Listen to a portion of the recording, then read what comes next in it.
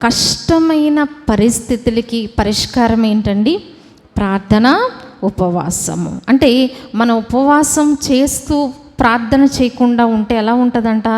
ఒక ఆయన చెప్తున్నారనమాట, ఉపవాసం ఉంటాం, ఇవాళ 3 గంటల వరకు ఉపవాసం ఉంటాం అనుకున్నాం అనమాట, కానీ ప్రార్థన చేయట్లే.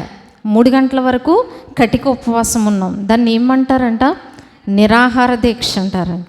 చాలాసార్లు మనం రాజకీయాల్లో ఏం చేస్తారండి? నిరాహార దీక్షలు చేస్తారు. అంటే దానివల్ల మనకి ఉపయోగం ఉండదు. అంటే మనం క్వాలిటీ టైం దేవునితో మనం గడపాలి. ఉపవాసం ఉంటున్నాం 3 గంటల వరకు అంటే అట్లీస్ట్ 1 గంటన్నా మనం దేవుని సన్నిధిలో మరి పని కట్టుకొని కూర్చొని ప్రార్థన చేయాలి. అప్పుడే దానివల్ల మనకి ఫలితం. లేకపోతే ఎలా ఉంటుందండి? నిరాహార దీక్షలాగే రాజకీయ నాయకుల్లాగా మనం కూడా వారికి మనకి తేడా ఏముండదు అనమాట.